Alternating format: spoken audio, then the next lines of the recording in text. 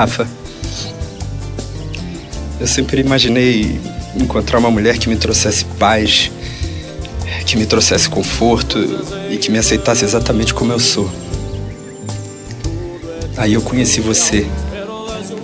E você não era nada disso.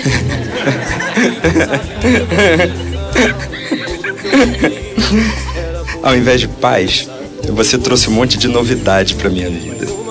Ao invés de conforto, você trouxe um novo modo de pensar, novos lugares pra conhecer.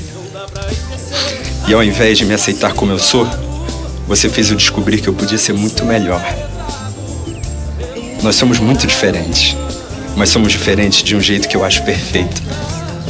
Porque a gente se complementa. Você é tudo que estava faltando na minha vida. E eu espero, sinceramente, poder ser o mesmo para você. O normal seria eu dizer agora, nunca mude e continue a ser essa mulher que eu amo.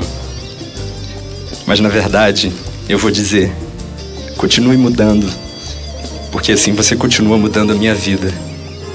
Eu te amo, cada vez mais e cada vez de um jeito novo.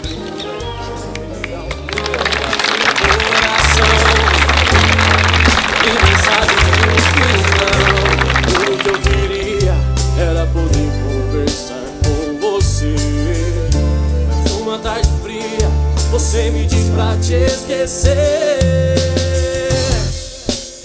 Não dá pra esquecer as noites que passei em claro, chorando em cima